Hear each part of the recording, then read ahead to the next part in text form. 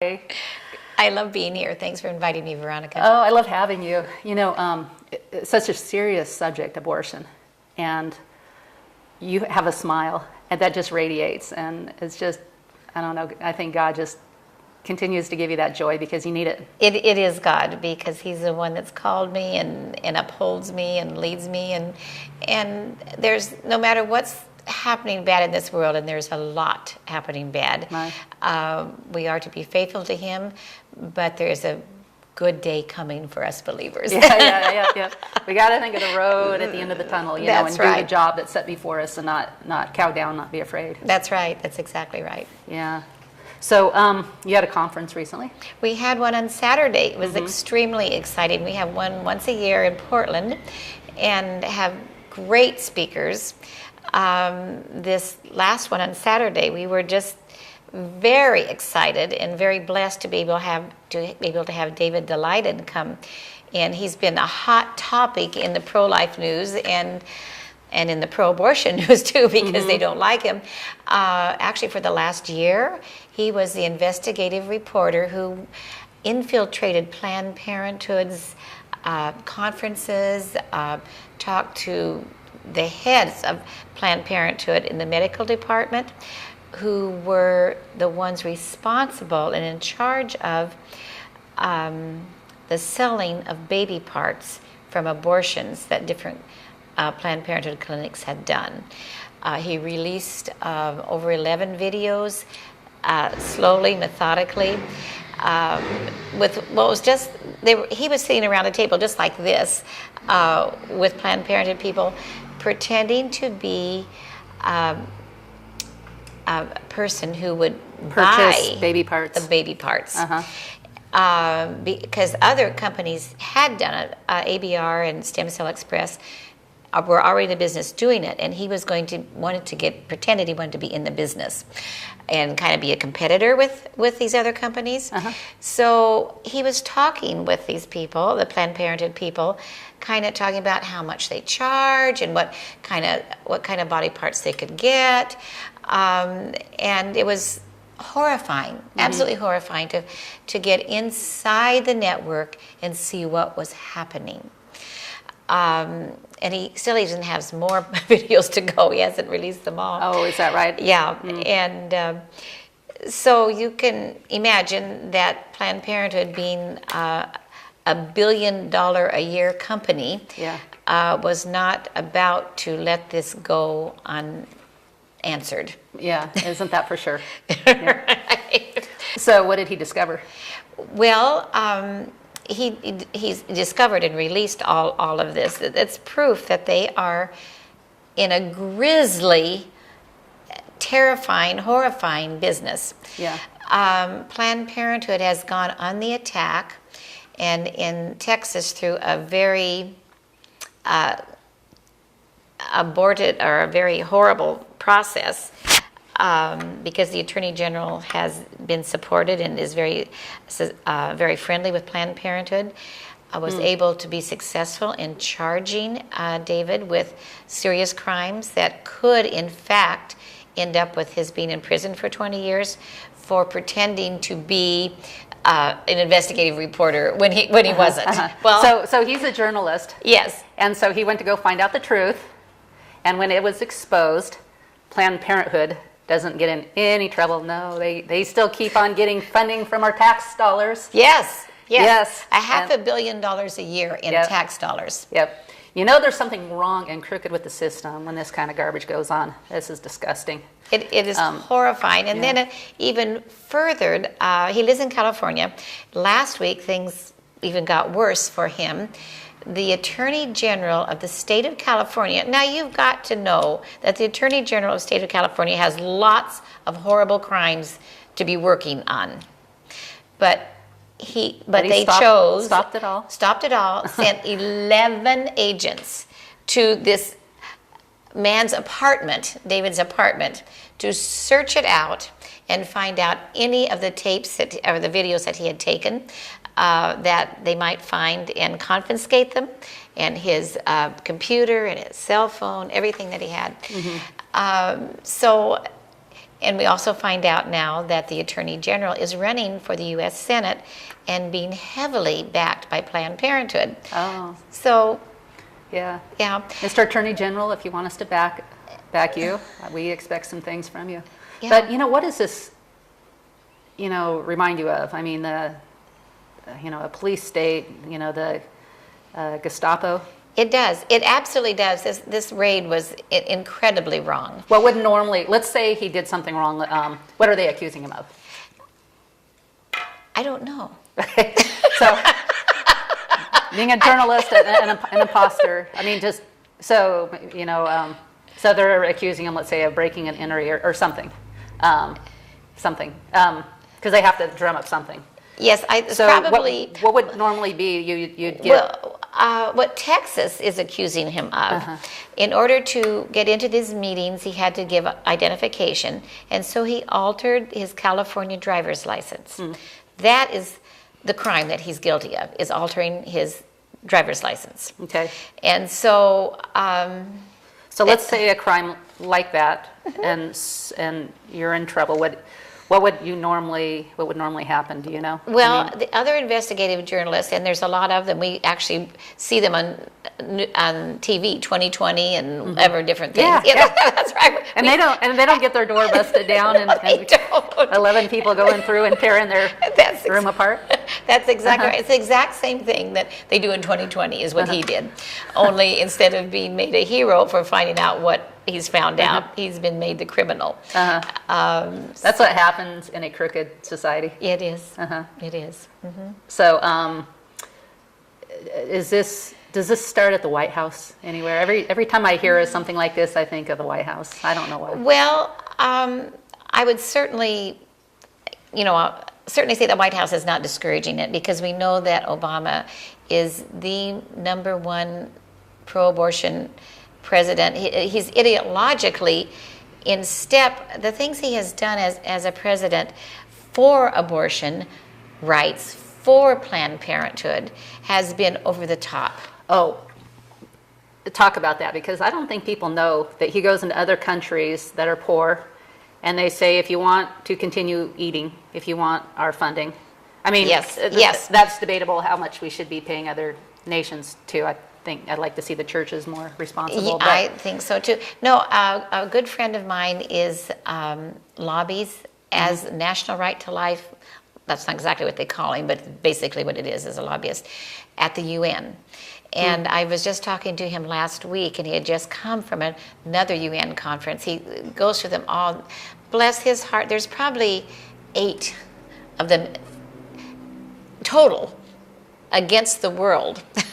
It really, because the UN, no matter what type of conference it is, if it's on water and housing, or it doesn't matter what the subject is, what it all boils down to is abortion rights, because Planned Parenthood International and the U.S. government, supported and pushed by President Obama, its #1 goal is to get worldwide abortion rights for every woman in the world. That's their #1 thing. And if they can change a UN document to say that, then they can go into countries and say, you're you're breaking the UN document, and you must make abortion legal in your country.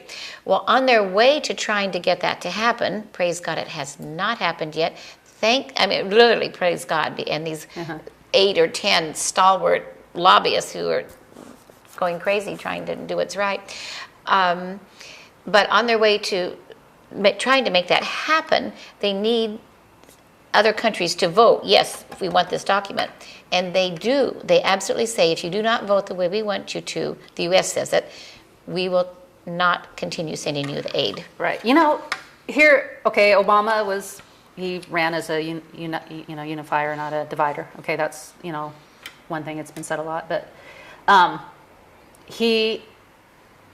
lot of Democrats still think he cares and that he's compassionate, and that's why he does some of the things he does. That's why he wanted to pass Obamacare, because he cared so much about people who couldn't get health insurance and that kind of thing. And this is the most intrusive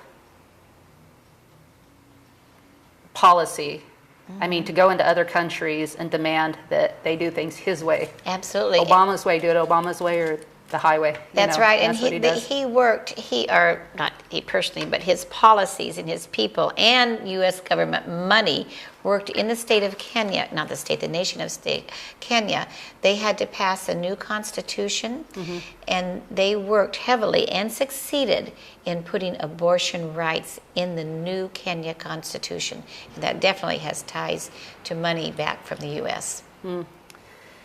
Yeah, I'm sure it does. So unbelievable. So, of course, anybody who opposes this agenda is going to be targeted. Anybody who Yes. is front and center. Yes.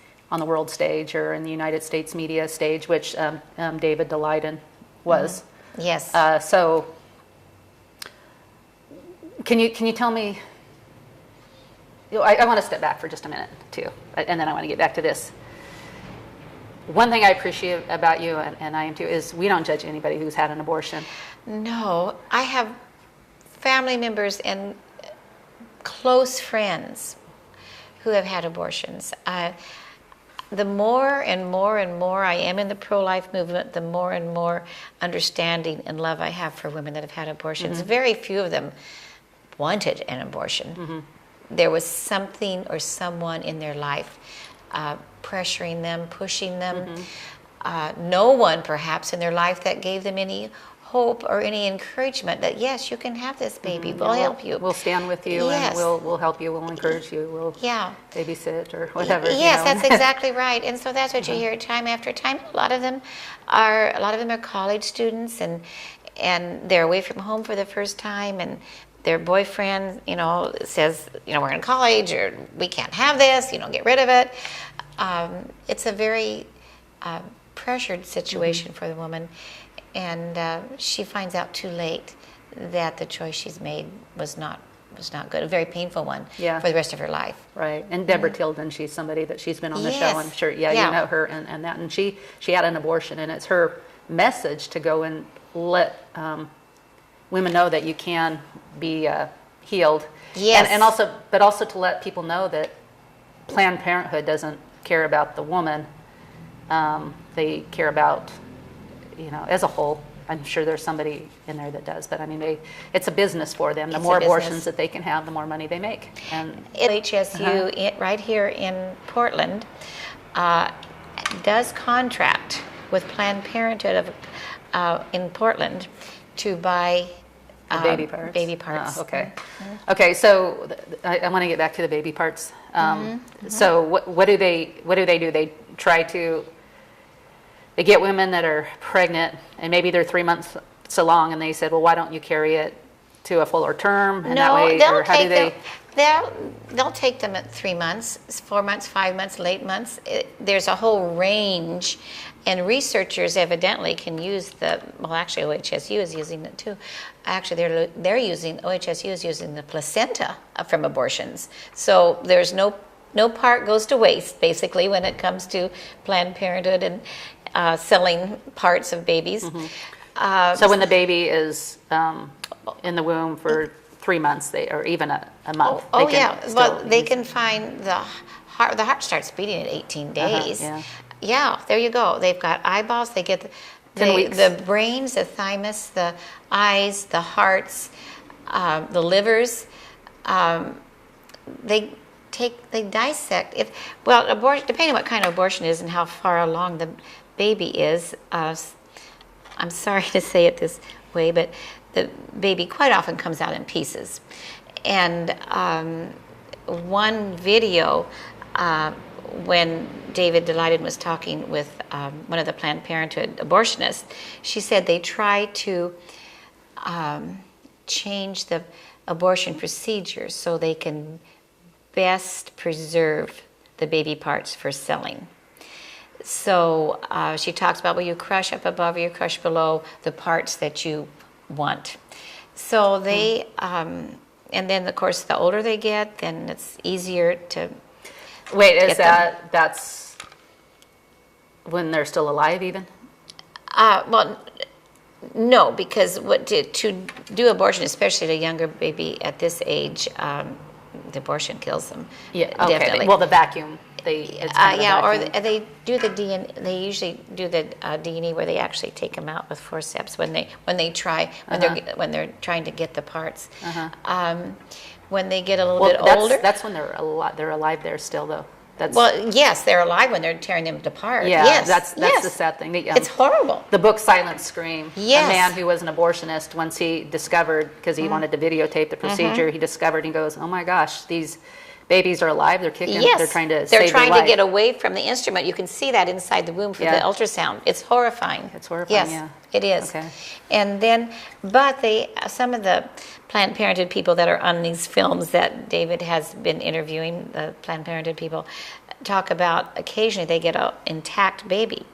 If an older one, maybe 5 or 6 months, maybe even 7 months, but occasionally they come out alive. Yes, it's grisly. It's grisly, and to have anyone defending it, Yeah, right. is even worse. Yeah, and when people say, well, Planned Parenthood, they do some good things. That's not good, but they do some good things. And it's like, you can get an axe murderer that does some good things. That doesn't mean they don't go to prison or Maybe he takes cookies to his mother or something, but he still goes out and axe murders. No, I know. There's no amount of good. There is no amount of good.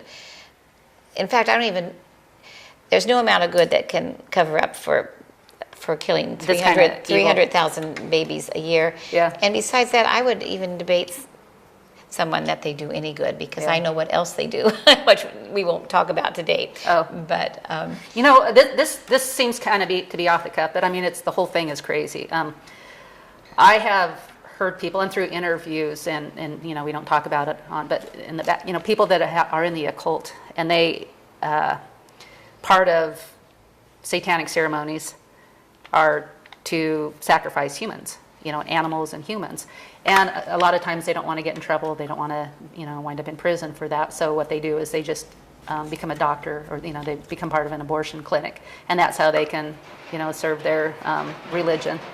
So have you heard of that? I haven't, but it's fascinating. I would not doubt it for a minute. Yeah. There aren't too many outlets where you can hear in-depth spiritual issues alongside conservative politics, where we can make a difference to those around us and our country. It's brought to you at a cost that's worthwhile, yet I'd like to do more. On 11thhourpolitics.com, you can buy books and videos that will advance this cause. There's delicious chanterelle tea containing vitamin D, proven to dispel depression. We have an art gallery and options to produce your own commercial or have us do it for you, along with other projects. It's only through a co-op that things get accomplished. I hope you will join me in this mission.